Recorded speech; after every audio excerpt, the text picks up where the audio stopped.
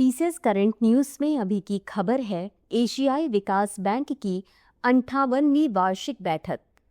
सबसे पहले देख लेते इस पूरे एपिसोड में हम किन किन मुद्दों पर बात करेंगे।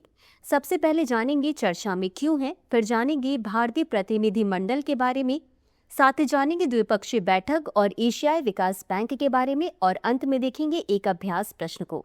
तो चलिए शुरू करते हैं। हाल ही में वित्त मंत्री निर्मला सीतारमण ने एशियाई विकास बैंक की 58वीं वार्षिक बैठक में भारतीय प्रतिनिधिमंडल का नेतृत्व किया। यह बैठक इटली के मिलान में आयोजित की जा रही है।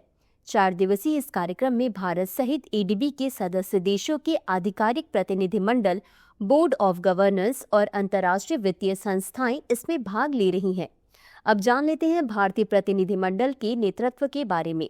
वित्त मंत्री निर्मला सीतारमण ने आर्थिक मामलों के विभाग के अधिकारियों के साथ भारतीय प्रतिनिधिमंडल का इसमें नेतृत्व किया। साथ ही इन्होंने गवर्नर्स बिजनेस सेशन और गवर्नर्स प्लेनरी सेशन जैसे मुख्य सत्रों में भाग लिया। इसके अलावा ये भविष्य के लचीलेपन के लिए सीमा पार सहयोग विषय पर आयोजित एडीबी गवर्नर्स सेमिनार में पैनलिस्ट के रूप में भी शामिल हुई। अब जान लेते द्विपक्षीय बैठकों के बारे में।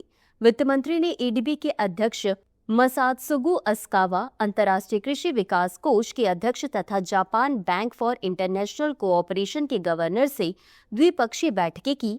इसके अतिरिक्त इन्होंने इटली, जापान और भूटान के वित्त मंत्रियों से भी महत्वपूर्ण बातचीत की।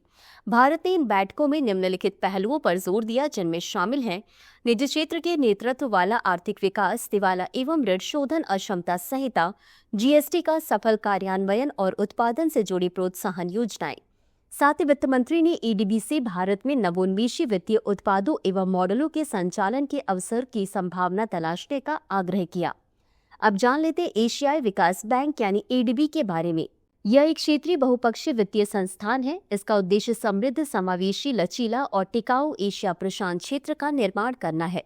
इसकी स्थापना 1966 में हुई थी और इसका मुख्यालय मनीला, फिलीपींस में है। यह संस्था गरीबी उन्मूलन के लिए निरंतर प्रयासरत है और इस क्षेत्र में सामाजिक व आर्थिक विकास को बढ़ावा देती है।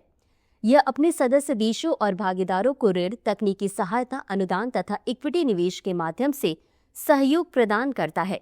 भारत इसका संस्थापक सदस्य है और चौथा सबसे बड़ा शेयरधारक भी है। यह भारत की जलवायु संवेदनशील, समावेशी और सतत आर्थिक विकास की प्राथमिकताओं का समर्थन करता है, जो एडीबी की रणनीति 2030 और देश साझेदारी रणनीति के अनुरूप है।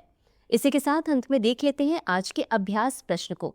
एशियाई विकास बैंक के संदर्भ में निम्नलिखित कथनों पर विचार कीजिए। 1. यह एक क्षेत्रीय बहुपक्षीय वित्तीय संस्थान है। 2. भारत इसका संस्थापक सदस्य है और पहला सबसे बड़ा शेयरधारक भी है। उपर्युक्त में से कौन सा या कौन से कथन सही है या सही है? ए केवल 1, बी केवल 2, सी 1 और 2 दोनों, डी न तो 1 और न ही 2। इस प्रश्न का उत्तर कमेंट बॉक्स में जरूर दें। अभी के लिए बस इतना ही। धन्यवाद। डियर व्यूअर्स, अपने एग्जाम की तैयारी को और बेहतर करने के लिए हमारे चैनल को लाइक, शेयर और सब्सक्राइब करना न भूलें।